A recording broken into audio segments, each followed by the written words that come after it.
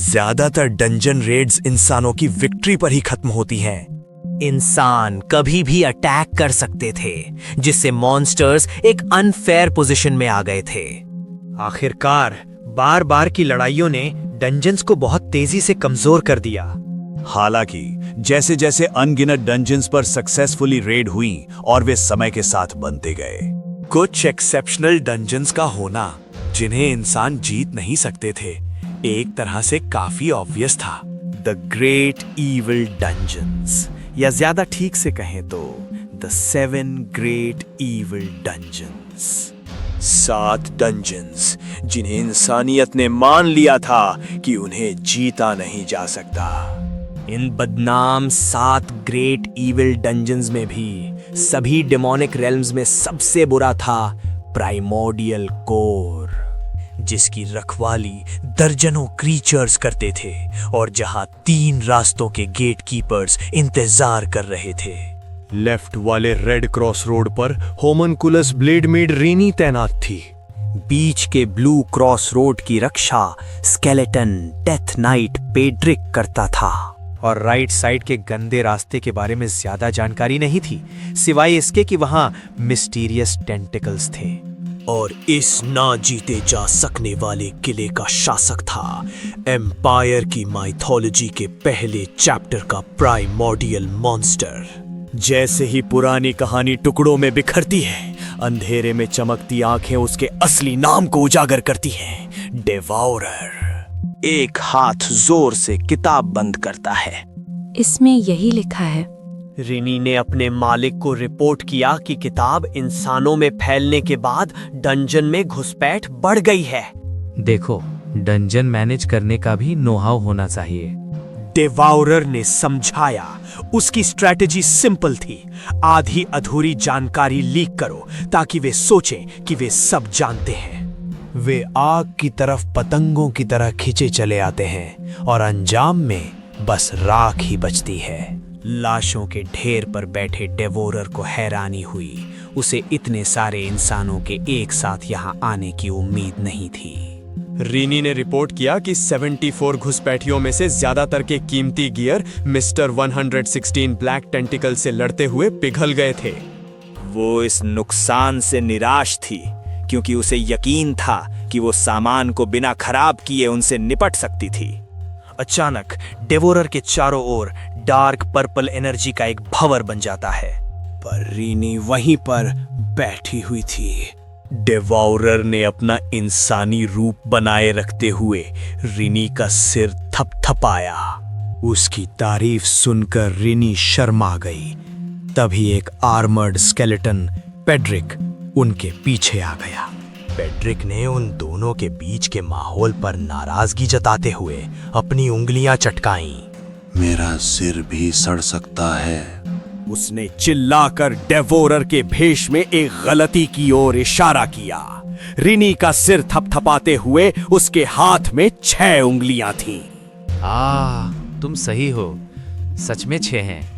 पेड्रिक को याद आया कि यह ट्रांसफॉर्मेशन पिछली बार से बेहतर था, जब डेवोरर के 40 से ज्यादा दांत थे और उसकी चौड़ी मुस्कान ने उसे डरा दिया था। पेड्रिक, तुम्हारे खड़खड़ाते जबड़े बहुत ज्यादा नॉइज कर रहे हैं। माहौल को सीरियस करते हुए रिनी ने अपनी रिपोर्ट शुरू की, जिसमें बताया गया कि ह्यूमंस ने राइट क्रॉस रोड पर हमला कर दिया है। उसने आगे बताया कि गार्डियन 116 ब्लैक टेंटिकल्स इस हमले में बुरी तरह जख्मी हो गया है। डेवोरर ने बेफिक्री से जम्हाई ली, ये कहते हुए कि टेंटिकल्स की रीजनरेटिव पावर बहुत ज्यादा है और जरूरत पड़ने पर वे एक नया गेटकीपर रख लेंगे। हायरिंग का जिक्र सुनकर पेड्रिक ने उत्साह से डेवोरर से 2 गेटकीपर रखने के लिए कहा ताकि वो अपनी जॉब छोड़ सके। क्या बात कर रहे हो? तुम्हारा कॉन्ट्रैक्ट लाइफ टाइम का है। डेवोरर ने पेड्रिक को चुप करा दिया और सोचने लगा कि इंसान सिर्फ राइट क्रॉस रोड पर ही क्यों आ रहे हैं। पेड्रिक ने अनुमान लगाया कि वे शायद एक नई रेड फोर्स ऑर्गेनाइज कर रहे होंगे। रेनी ने अनुमान लगाया कि इंसानों की टेलीपैथी की वजह से राइट क्रॉस रोड की खबर पहले ही फैल चुकी होगी। ये सुनकर डिवाउरर ने मेज पर जोर से हाथ मारा। ठीक है, अगर ऐसा है तो। डिवाउरर ने ऐलान किया कि वे अपनी स्ट्रैटेजी बदल रहे हैं। उसने रिनी को लेफ्ट पाथ से हटाकर राइट फिल्थ क्रॉस रोड पर तैनात कर दिया ताकि वो रेड फोर्स को रोक सके। रिनी ने पूरे कॉन्फिडेंस के साथ अपना मिशन एक्सेप्ट कर लिया। फिर डिवाउरर ने पेड्रिक को रिनी की पुरानी post left red cross road संभालने का आदेश दिया। मैं? क्यों? डिवाउरर ने अपनी चालाक स्ट्रैटेजी समझाई। जब ह्यूमंस को पता चलेगा कि रिनी अपनी पोस्ट बदल चुकी है तो वे उसकी पुरानी खाली पोस्ट पर हमला करेंगे, जहां पेड्रिक उन्हें फंसा लेगा। इस तरह वे एक ही समय में 2 हमलों को रोक सकते थे। पेड्रिक ने प्लान में एक कमी की ओर इशारा किया। अगर इंसान सेंटर में ब्लू क्रॉस रोड की तरफ जाते हैं तो क्या होगा? डिवाउरर ने थके हुए अंदाज में मजाक किया कि जो भी वहां जाएगा उसे उसके साथ एक डेट एंजॉय करनी होगी, जिसका मतलब था मौत। पेड्रिक को यह जवाब बिल्कुल पसंद नहीं आया, लेकिन रिनी डेवुरर की इस बात से बेहद खुश थी। ये सच में परफेक्ट है मिस्टर डेवोगर। रीनी ने इस टॉपिक को बंद कर दिया और कहा कि अब बस एक आखिरी चीज बची है, उस तलवार का क्या करना है। तलवार? कौन सी तलवार? पेड्रिक ने बताया कि वो उस तलवार की बात कर रहा है जो इस बार रेड फोर्स के लीडर के पास थी, और कहा कि इतने शक्तिशाली हथियार वाले दुश्मन काफी स्ट्रॉन्ग होंगे। जब डिवाउरर ने और डिटेल्स मांगी तो पेड्रिक ने एक कंकाल के हाथ में नीली ऊर्जा से चमकती हुई एक तलवार पेश की। पेड्रिक ने हथियार की पहचान इंसानों के मशहूर 36वें मास्टरपीस में से एक के तौर पर की, जिसका नाम टाना बेला था। डेवरर ने उस पर कोई ध्यान नहीं दिया, उसे शिट पीस कहकर टाल दिया। रिनी ने बताया कि उसके पास भी उन्हीं में से एक ब्लेड है। डिवाउरर ने सोचा कि अगर ये तलवार इंसानों के हाथ वापस लग गई तो ये एक मुसीबत बन जाएगी, इसलिए उसने उसे पेड्रिक को देने का फैसला किया। सच में? पेड्रिक ने खुशी खुशी डिवाउरर का आदेश स्वीकार कर लिया, ये कहते हुए कि उसके पास और कोई चॉइस नहीं है। ये जगह प्राइमोर्डियल कोर है। ये एक भयानक होमनकुलस मेड, एक डेथ नाइट और एक विशाल एंशिएंट मॉन्स्टर का घर है। थका हुआ डेवोरर अपनी डेस्क पर लेटा था। उसने पेड्रिक को अपनी पसलियों में छिपा हुआ रेजिग्नेशन लेटर फाड़ने का ऑर्डर दिया। डंजियन के मेंबर्स, रेनी जिसे सिर्फ डेवोरर की परवाह है, पेड्रिक एकमात्र समझदार मेंबर जो बॉस को परेशान करता है, और डेवोरर आलस का अवतार। डेवोरर, पेड्रिक और रिनी टेबल पर बैठे हैं और अपनी लूट के बंटवारे पर चर्चा कर रहे हैं। डिवोरर हमेशा की तरह लूट को बांटने का फैसला करता है। जो वे इस्तेमाल कर सकते हैं उसे रखो और बाकी को अगले आने वालों के लिए चारे की तरह इस्तेमाल करो। रिनी बताती है कि उनके पास मैजिक टूल्स का कोई खास इस्तेमाल नहीं है और वो मैना स्टोन्स निकालकर बेचने का सुझाव देती है। इस सुझाव से डेवोरर को एक आइडिया आता है और उसके चेहरे पर एक शरारती मुस्कान आ जाती है। जाकर ह्यूमन विलेज का दौरा करें? डिवाउरर उनकी हैरान कर देने वाली प्रतिक्रिया से कंफ्यूज्ड है। घबराया हुआ पेड्रिक तुरंत सुझाव देता है कि रीनी को अकेले जाना चाहिए। पेड्रिक डेवोरर को बताता है कि वो इंसानों के गांव नहीं जा सकता क्योंकि उसकी ह्यूमन ट्रांसफॉर्मेशन परफेक्ट नहीं है। उसकी पूंछ अभी भी बाहर है। ठीक है, तो फिर बहुत सारी यमी चीजें खरीदना। आखिरकार ये तय हुआ कि रिनी अकेले जाएगी। वो एक धूप वाले दिन जंगल के रास्ते निकल पड़ती है। मैं वापस आऊंगा मिस्टर डेवोरर। जल्द ही वो गांव पहुंच जाती है। गांव की दुकान में दुकानदार ने अफसोस जताते हुए कहा कि वो ये मैना स्टोन्स नहीं खरीद सकता। क्यों? दुकानदार ने समझाया कि रिनी के पत्थर बहुत ज्यादा कीमती हैं उसने एक नॉर्मल बी रैंक स्टोन दिखाते हुए बताया कि ये इतने रेयर हैं कि इन्हें सिर्फ रॉयल पैलेस या मेज टावर के हाई रैंक मेज ही इस्तेमाल कर सकते हैं। उसने सुझाव दिया कि इन्हें या तो कैपिटल का कोई ज्वेलर खरीद सकता है या फिर मेज टावर का विंग ही इन्हें खरीद सकता है। रेनी सोचने लगी। कैपिटल बहुत दूर था और वो मेज टावर नहीं जाना चाहती थी। लेकिन अगर ये मिस्टर डिवोरर के लिए है। ये फैसला करके रिनी ने दुकानदार को अलविदा कहा और जाने के लिए मुड़ी। उसके जाने के बाद दुकानदार हैरान रह गया जब उसने देखा कि रीनी ने डेस्क पर एक कीमती मैना स्टोन छोड़ दिया है। दुकानदार ने उसे पुकारा, ये बताते हुए कि उसने गलती से एक मैना स्टोन पीछे छोड़ दिया है। ये एक टिप है। इंफॉर्मेशन के लिए थैंक्स ह्यूमन। जवाब देकर रीनी चली गई और दुकानदार हैरान होकर उसे जाते हुए देखता रहा। जल्द ही वो शाम के आसमान के नीचे मेज टावर विंग के विशाल गेट पर पहुंच गई। अंदर चोगा पहने हुए मेजर्स ने उसे सीधे गिल्ड मास्टर के पास भेज दिया। एक गाइड उसे ऊपर ले जाने लगा। सीढ़ियां चढ़ते हुए उसने मन ही मन सोचा कि ये टावर किसी डंजन की तरह है जिसका लीडर सबसे ऊंचे माले पर रहता है। आखिरकार वो ऑफिस पहुंची जहां गिल्ड विंग की लीडर ग्रॉमेट्स आमेर आत्मविश्वास से बैठी उसका इंतजार कर रही थी। ऑफिस में ग्रॉमेट्स आमेर एक अजीब सी मुस्कान के साथ हुड वाली फिगर को देखती है। रिनी अपने हुड के नीचे से गिल्ड मास्टर के जबरदस्त माना को महसूस करती है। ग्रॉमेट्स कहती है कि उसने एक छोटे बच्चे के आने के बारे में सुना था और उसे नजरअंदाज करने वाली थी, लेकिन गार्ड्स ने बताया कि उसके पास बहुत सारे माना स्टोन्स हैं। वो विंग टावर की रेप्यूटेशन का हवाला देती है और उम्मीद करती है कि लाए गए स्टोन्स उनके स्टैंडर्ड के होंगे। खुद ही कंफर्म कर लो। रेनी अपना हाथ आगे करती है और एक झटके में कीमती माना स्टोन्स का एक कलेक्शन हवा में तैरने लगता है, जिससे कमरा रोशन हो जाता है। ग्रॉमेट्स का आत्मविश्वास वाला चेहरा हैरानी में बदल जाता है जब स्टोन्स उसके चारों ओर तैरते हैं। ये तो ए रैंक माना स्टोन्स है। एक स्टोन को करीब से देखते हुए उसे एहसास होता है कि उनमें से कुछ ए रैंक के अंदर भी टॉप ग्रेड के हैं। ऐसी कीमती चीजें किसी बच्चे के पास नहीं हो सकती।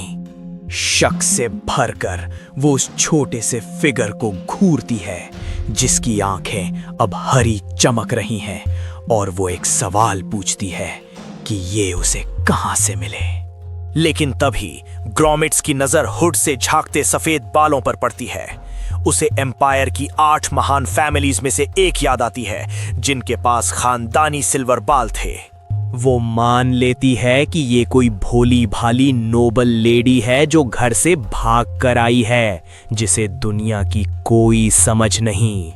इस मौके का फायदा उठाने के लिए ग्रॉमेट्स अपना रवैया बदलती है और हर स्टोन के लिए 50 आउंस गोल्ड का एक नीचा ऑफर देती है। ये कीमत सुनकर रीनी का गुस्सा भड़क जाता है। उसे पता है कि एक आम आदमी को इतना कमाने में 10 साल लग जाते हैं। इंसान, अगर मजाक किया तो मारे जाओगे। ग्रॉमेट्स चौंक कर पसीने से तर हो जाती है। उसे अपनी गलती का एहसास होता है। ये लड़की उतनी भोली नहीं है जितना उसने सोचा था। घबराकर वो कबूल करती है कि गिल्ड के पास सारे स्टोन्स खरीदने के लिए पैसे नहीं हैं। तो जितना खरीद सकते हो खरीद लो। दबाव में आकर गिल्ड मास्टर बस आह भर सकती है। ग्रॉमेट्स 2000 आउंस सोने के सिक्कों वाला एक संदूक खोलती है, ये बताते हुए कि गिल्ड के पास बस इतनी ही नकदी है। वो बाकी माना स्टोन्स के बदले बराबर कीमत की कीमती चीजें देने का प्रपोजल रखती है।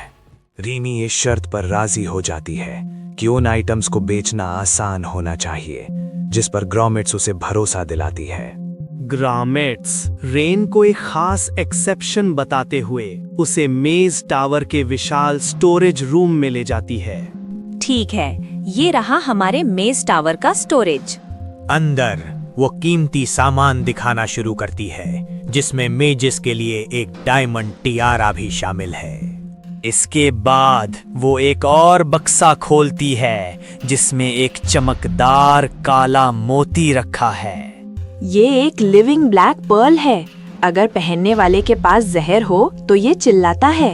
एक बक्से में देखते हुए रेन हैरानी से फुसफुसाती है। रेन की प्रतिक्रिया को गलत समझते हुए ग्राउमिट्स मान लेती है कि उसे ये पसंद नहीं आया, क्योंकि कई लोग एल्केमी को एक अनहाइजीनिक फील्ड मानते हैं। वो एक दूसरा आइटम पेश करती है, एक दिल के आकार का लाल पत्थर, जिसे स्कारलेट लव स्टोन कहा जाता है।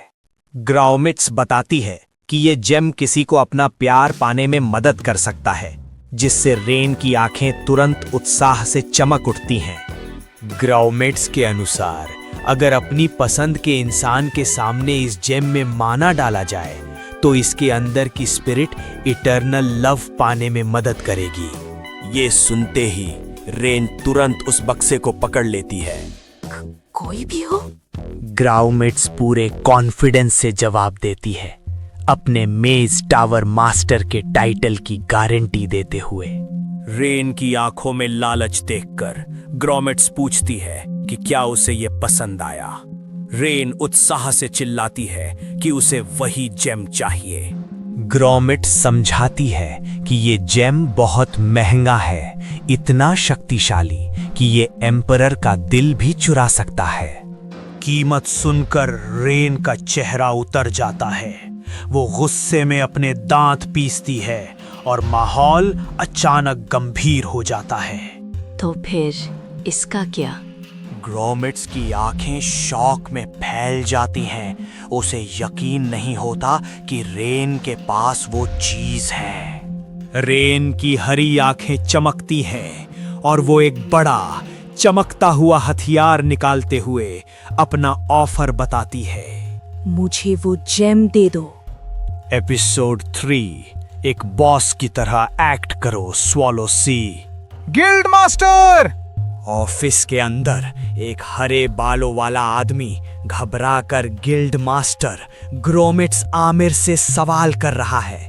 वो चिल्लाता है कि उसने वो खतरनाक जेम उस लड़की को क्यों दिया और चेतावनी देता है कि वो निश्चित रूप से मर जाएगी। तो क्या? ग्राउमिट्स लापरवाही से जवाब देती है, ये समझाते हुए कि ये एक बेवकूफ नोबल लेडी के साथ एक पर्सनल एक्सचेंज था।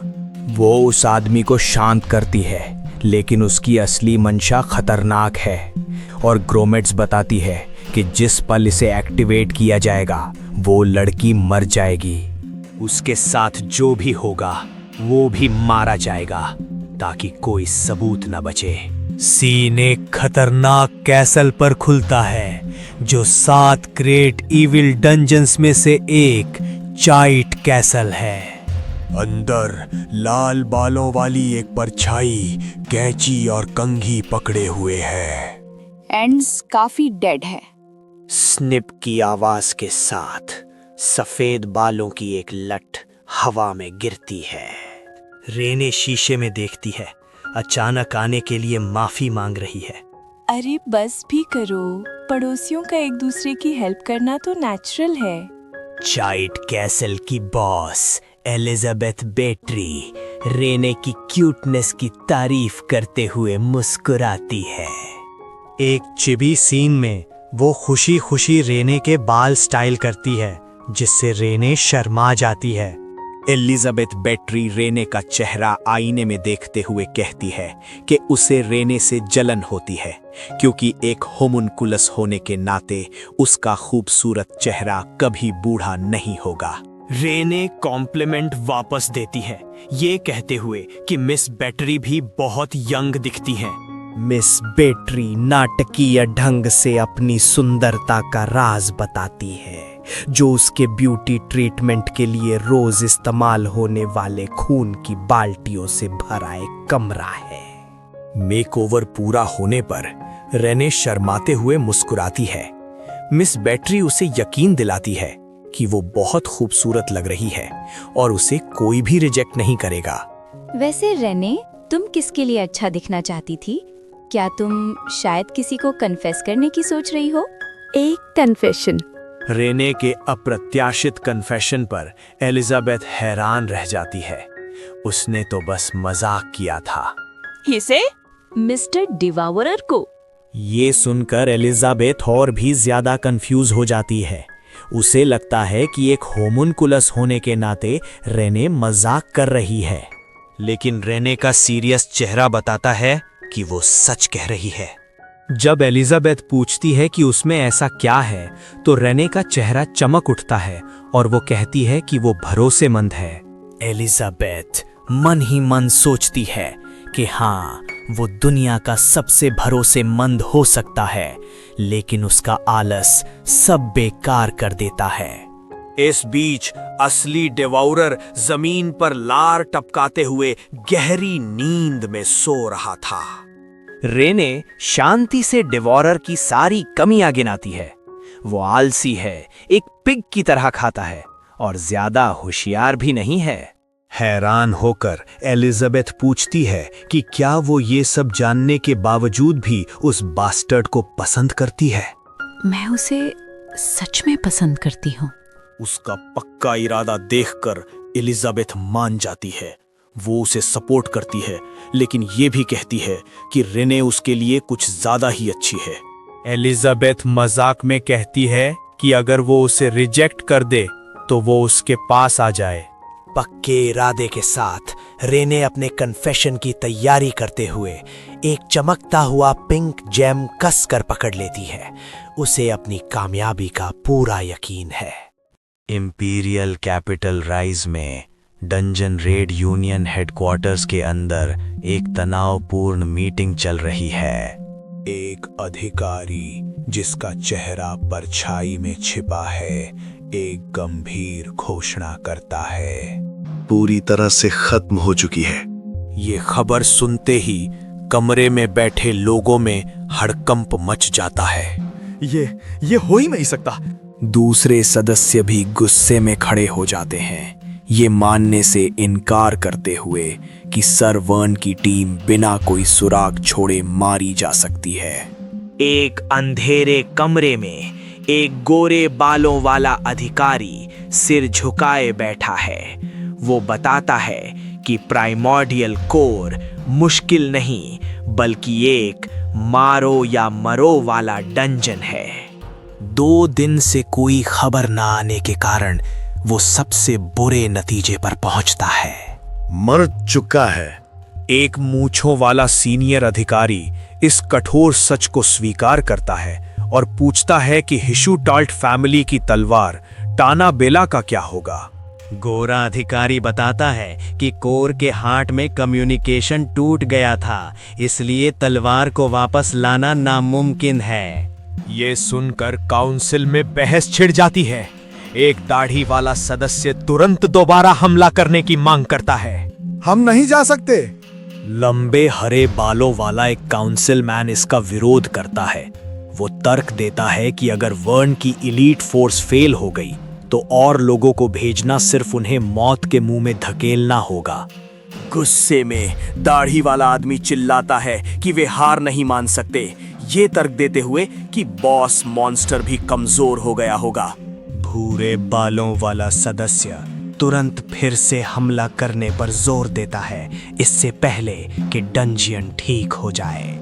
लेकिन मूंछों वाला सीनियर अधिकारी डर से सिर पकड़ लेता है।